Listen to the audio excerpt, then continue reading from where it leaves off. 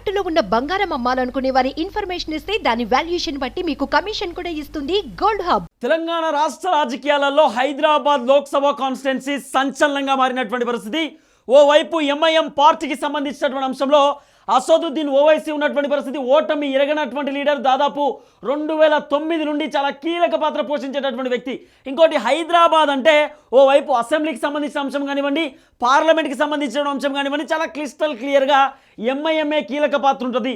ఎంఐఎంఏ ఖచ్చితంగా అక్కడ పోటీ చేస్తే గెలుస్తుంది, వేరే ఆప్షన్ లేదు అనేటటువంటి ఒక చర్చ కూడా వినబడుతుండే. కానీ మధ్యకాలంలో ఎప్పుడైతే భారతీయ జనతా పార్టీ నుండి మాధవిలతకు టికెట్ ఇచ్చిరో, మాధవిలత అసదుద్దీన్ ఓవైసీకి చుక్కలు చూపిస్తున్నది.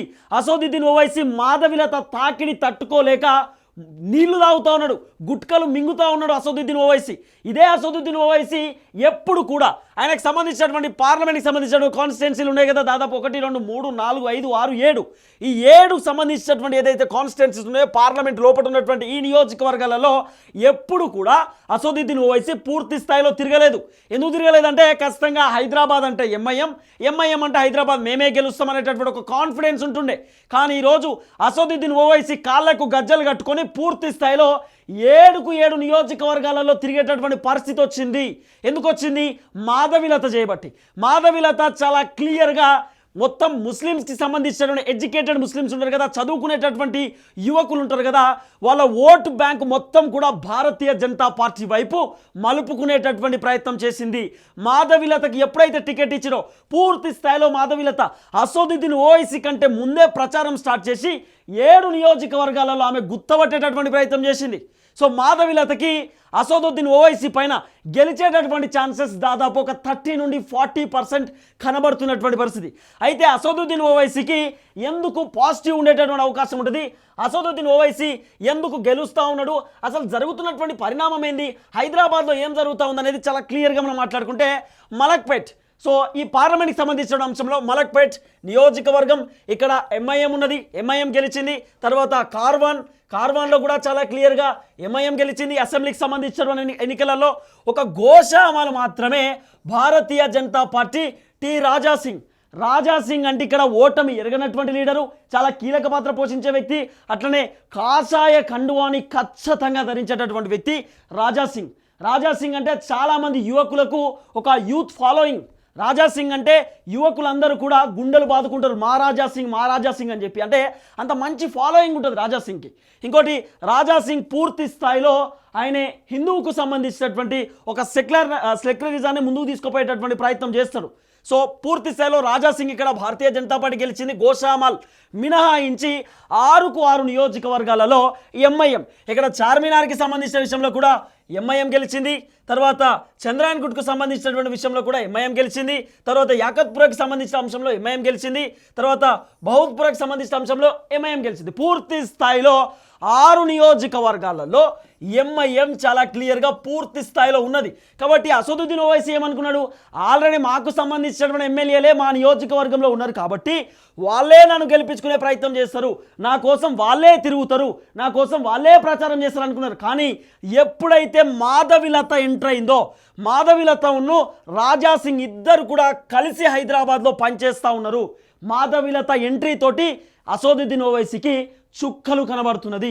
అసదుద్దీన్ ఓవైసీ ఆఖరికి ఎప్పుడైనా చూసిన అసదుద్దీన్ ఓవైసీ హిందూకు సంబంధించినటువంటి టెంపుల్కు పోయి, హిందూ టెంపుల్ ముందు రాముడి టెంపుల్ కానివ్వండి, హనుమంతుడి టెంపుల్ కానివ్వండి, శివుడి టెంపుల్ కానివ్వండి, ఎప్పుడైనా ఆయన పోయి నిలుచొని మొక్కేటటువంటి దాఖలాలు మనం చూసినామా? అసలు టెంపుల్ ముందు నిల్చున్నటువంటి దాఖలాలు మనం చూసినామా? అసదుద్దీన్ ఓవైసీ టెంపుల్ దగ్గరికి వెళ్ళి ఏదైతే కాషాయ కండు ఉంటుందో, ఏదైతే దేవునికి సంబంధించినటువంటి కండు ఉంటుంది కదా, ఆ కండు ఆరెంజ్ కండుని కప్పుకునేటటువంటి ప్రయత్నం కూడా చేసిండు. కప్పుకున్నాడు. అంటే మాధవిలతతో అసదుద్దీన్ ఓవైసీ ఎంత భయపడుతున్నాడు, ఏమాత్రం భయపడుతున్నాడు అనేది చాలా క్లియర్గా మీరు అర్థం చేసుకోవాల్సినటువంటి పరిస్థితి ఉంటుంది. మాధవిలత అట్లనే అసదుద్దీన్ ఓవైసీకి సంబంధించిన అంశంలో కొంత ఇక్కడ చాలా క్లియర్ కట్ టఫ్ ఫైట్ కనబడుతున్నటువంటి పరిస్థితి. అయితే అక్కడ 6 నియోజకవర్గాలు ఎంఐఎంకి సంబంధించినటువంటి ఎమ్మెల్యేలు ఉన్నప్పటికీ కూడా ఖచ్చితంగా అక్కడ పూర్తి స్థాయిలో కొంత మాధవిలత వర్సెస్ అసదుద్దీన్ ఓవైసీ కనబడేటటువంటి అవకాశం మాత్రం కనబడుతున్నటువంటి సిచ్యువేషన్. ఎందుకంటే ఇక్కడ భారతీయ జనతా పార్టీ నుండి మాధవిలత, ఎంఐఎం నుండి అసదుద్దీన్ ఓవైసీ, బీఆర్ఎస్ పార్టీ నుండి గడ్డం శ్రీనివాస్ యాదవ్ ఉన్నాడు, ఇండియన్ నేషనల్ కాంగ్రెస్ పార్టీ నుండి సమీర్ నిలబడతా ఉన్నాడు, ఆ తర్వాత ఏఐఎంఈపీ అట ఇదేదో షైక్ అని చెప్పి ఆయన కూడా నిలబడతా ఉన్నాడు. పూర్తి స్థాయిలో 1 2 3 4 5 పార్టీలు ఉన్నాయి. సో ఈ 5 పార్టీలకు సంబంధించిన అంశంలో కూడా ఇక్కడ చాలా క్లియర్గా మాధవిలత వర్సెస్ అసదుద్దీన్ ఓవైసీ వీళ్ళిద్దరి మధ్యలో టఫ్ ఫైట్ ఉండేటటువంటి అవకాశం ఉంటుంది. వీళ్ళిద్దరూ చాలా క్లియర్గా గట్టి పోటీ ఇచ్చేటటువంటి అవకాశం ఉంటుంది. కానీ ఇక్కడ మాత్రం కొంత అసదుద్దీన్ ఓవైసీకి అడ్వాంటేజ్ ఏంది, ఆయన ప్లస్ పాయింట్ ఏంటంటే వాళ్ళకి సంబంధించినటువంటి 7 నియోజకవర్గాలలో ఎంఐఎం పూర్తి స్థాయిలో 6 నియోజకవర్గాలలో ఎమ్మెల్యేలు ఉన్నారు.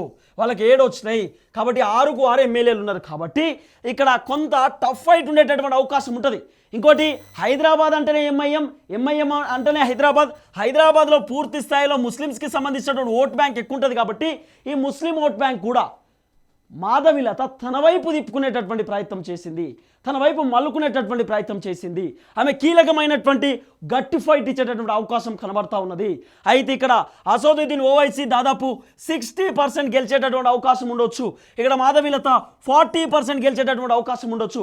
ఒకవేళ మాధవిలత ఇంకా ప్రధానమంత్రి నరేంద్ర మోడీ సభ తర్వాత ఎంతో కొంత ఒక 10% మైలేజ్ వచ్చినా 50-50 ఛాన్స్ ఉండేటటువంటి సిచ్యువేషన్ కూడా ఉండే అవకాశం ఉంది. ఈ విధంగా కూడా తెరపైకి వస్తున్నటువంటి పరిస్థితి కనబడతా ఉంది. హైదరాబాద్లో పూర్తి స్థాయిలో ప్రధానమంత్రి నరేంద్ర మోడీ స్పెషల్ ఫోకస్ పెట్టిండు. ఎందుకంటే హైదరాబాద్ అనేటటువంటి పేరు భారతీయ జనతా పార్టీకి కావాలి. హైదరాబాద్ అనేటటువంటి పేరు భారతీయ జనతా పార్టీకి అత్యంత మైలేజ్ తెచ్చేటటువంటి లోక్సభ కాన్స్టిట్యున్సీ. కాబట్టి ఎప్పుడు అసదుద్దీన్ ఓవైసీ అనేటటువంటి వ్యక్తి పార్లమెంట్కి సంబంధించిన అంశంలో ఓటమి ఎరగనటువంటి లీడర్, అలాంటి ఓటమి ఎరగనటువంటి లీడర్ని ఓడగొట్టేటటువంటి సత్తా ఉన్నటువంటి వ్యక్తి మాధవిలత. కాబట్టి మాధవిలతకి టికెట్ ఇచ్చినాం అనేటటువంటి అంశాన్ని కూడా భారతీయ జనతా పార్టీ చాలా క్లియర్గా తెరపైకి తీసుకొస్తూ ఉన్నది. చూడాల్సిన అవసరం ఉంటుంది. మొత్తానికైతే పూర్తి స్థాయిలో ఇక్కడ అసదుద్దీన్ ఓవైసీ గెలిచేటటువంటి సిచ్యువేషన్ కనబడుతుంది. సెకండ్ ప్లేస్లో మాధవిలత ఉండొచ్చు, థర్డ్ ప్లేస్లో ఖచ్చితంగా కాంగ్రెస్ ఆర్ అదర్వైజ్ ఇక్కడ బీఆర్ఎస్ పార్టీ ఉండొచ్చు. కానీ కొంత టఫ్ ఫైట్ అవుతుంటుంది. అసదుద్దీన్ ఓవైసీ వర్సెస్ మాధవిలత ఖచ్చితంగా హైదరాబాద్లో కనబడే అవకాశం ఉంటుంది. ఆఖరికి మాధవిలత ఒక దర్గాకి పోయి అక్కడ ఆమె నమాజ్ చేసినటువంటి సిచ్యువేషన్ కూడా మనం చూసినాం. అంటే ఇక్కడ వాళ్ళు చాలా క్లియర్, సరే ఓట్ బ్యాంక్ కోసమా ఇంకో అంశమా సెకండరీ, కానీ ఒక ట్రెండ్ని సెట్ చేసేటటువంటి ప్రయత్నం చేస్తూ ఉన్నారు మాధవిలత, అట్లనే అసదుద్దీన్ ఓవైసీ. చూడాల్సిన అవసరం ఉంటుంది ఏం జరగబోతుందో, ఎవరు గెలిచేటటువంటి సిచ్యువేషన్ ఉందో అనేది కూడా.